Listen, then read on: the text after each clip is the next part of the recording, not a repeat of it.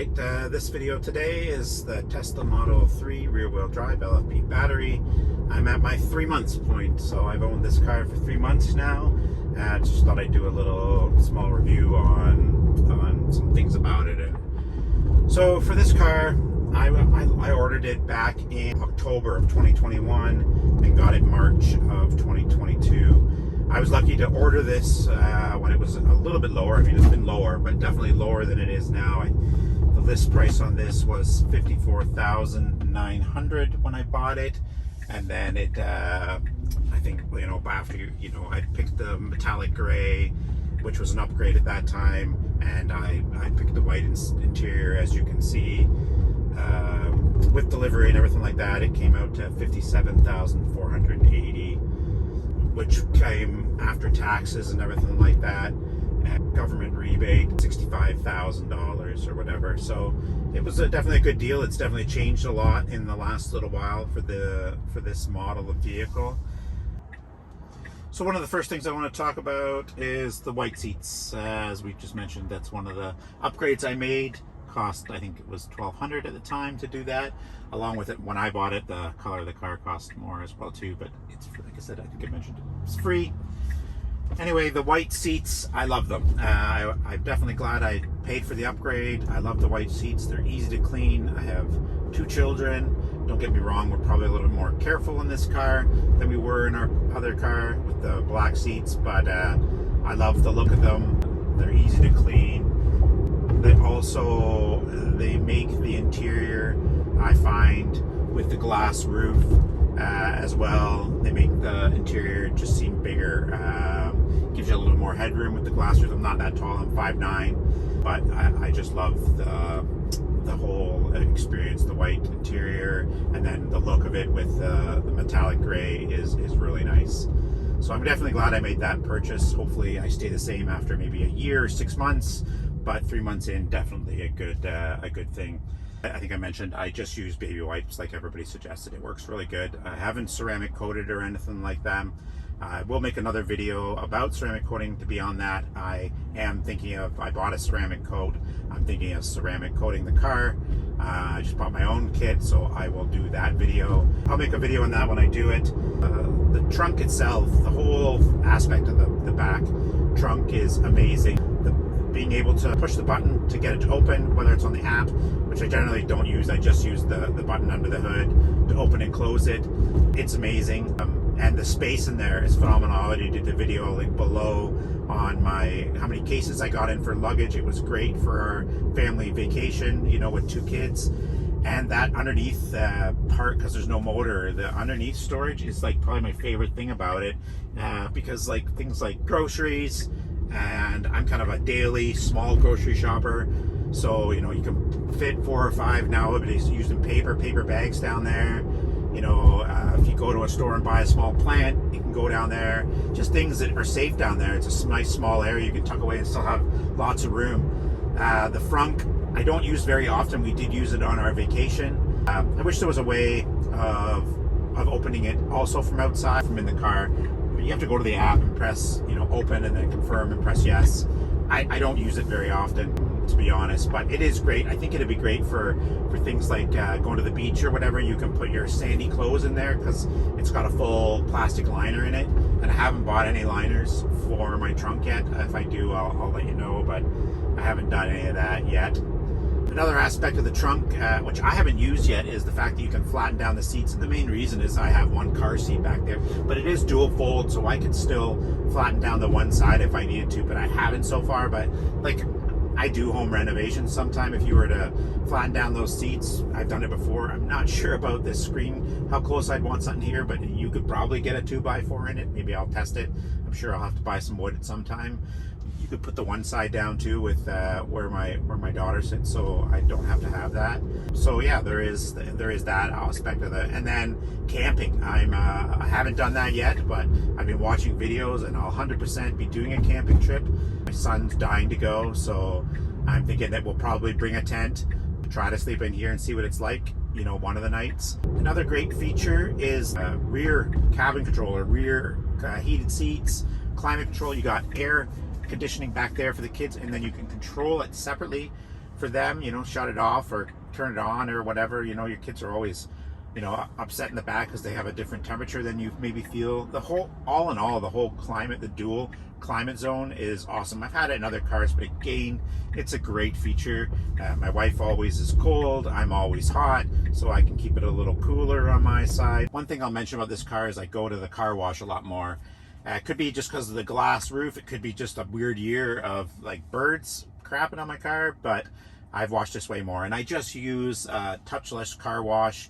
It costs $14 for the Touchless Car Wash, so that's fine. I don't mind paying that. But I do find maybe with the windows or just the color I picked, I had a white car last time. This is obviously that metallic silver gray, but I've been to the car wash quite a few times, or I've kept this car even a lot cleaner anyway. I bought a vacuum when I got the car, so I vacuumed it out more. Okay, another comment I'll make after owning the car for 3 months is wireless charging. That thing is great. Just easy place to put your phone. It gives a really good quick charge off of it, and so that's great. You don't have to plug in any wires or anything like that. It's 2 spots for both me and my wife's phone. I love it. And the only one thing I'll notice is I forget my phone there sometimes. You get out and you're like, oh shit, the car never locked because I forgot to take my phone out. So if you realize that, you've probably left it right there because it's pretty easy to leave there. So just remember to grab your phone. Another thing that happened to me once is always remember to have your card with you. It happened to me just now, actually. So I'll give you an example of just now. As I'm recording this video, it's in that window back there. The heat from the sun while I was sitting there parked heat up my phone and made it shut down. So I was like, oh crap, I gotta go into the store. How am I gonna lock my car? Well, I have my key card in my pocket all the time, so I just swiped it over the door and it locked it. Not from that side. You have to do it from the driver's side. You have to lock the door. That I just found out. Another thing over 3 months I'm gonna say is getting used to using the touchscreen. I'm pretty good at it now. It is a big tablet and a bit of a distraction. You don't have your thing up there, but the speed is right there. It's really close to there. I'm so getting used to it now. The one thing I still don't really like is, maybe I'll zoom in, but when you put it on your left turning lane, your knuckles kind of in the way of that a little bit, but it's like a head nod to the side, and honestly you just get used to it. The upgrade that they did last time, not all the little upgrades that we've had lately that I haven't even posted videos on because a lot of them are just bug fixes, other than I think the last one they increased the minimum speed you could go. A lot of them are to do with like traveling, like it's updated the wind and takes all that things into. That's why you always, whenever you travel, you want to make sure you put your destination into this, because then it knows where you have to stop. It programs it for you. You don't need to think. This just tells you, okay, you need to go to this many superchargers, especially if you're going longer distances or anything like that. So like I said, I'm absolutely used to it now. It does take a little bit of time, even like getting used to the regenerative braking. You know, it just takes some time. I'll go on to that in a minute. The sound system.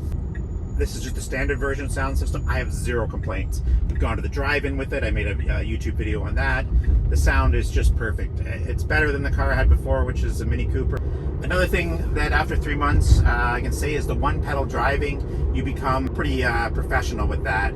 I'm getting really good. I can time my stops. When I see a stop sign, I know exactly when to start pulling off. I barely use my brake anymore, which is going to give me another benefit of the fact that you know, one, you get the regenerative braking, which shows up here, and number 2, the wear and tear on your brakes is going to be minimum because like you just don't need them as much anymore.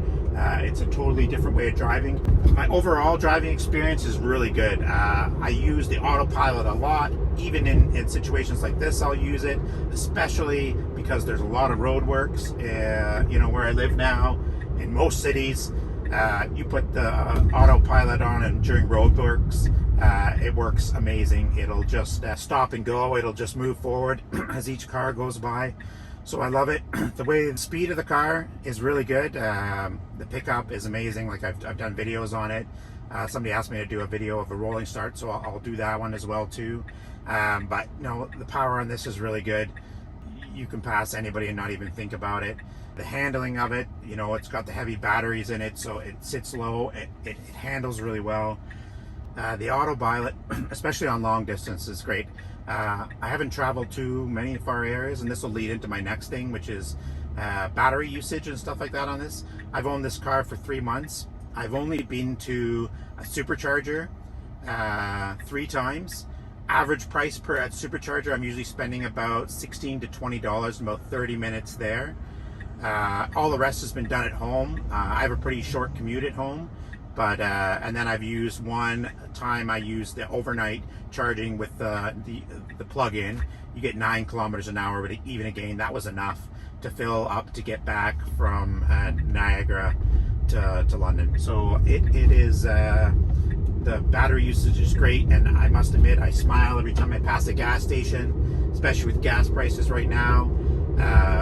You know, it shows you your gas saving on the app. You can update it, and I haven't done that yet, to more localized, that you can put your provider in. It asked me a bunch of questions that I didn't know, so I'd probably have to call the hydro company and find out, but it gives you an average rate of Ontario, and like my savings per month are about where I thought, anything from $150 to $200 per month. You know, it's amazing. It's one of the cost factors that got us to buy this car, how much more I had to pay monthly than my last car. So it's done what I calculated it would do. It saved me money, you know.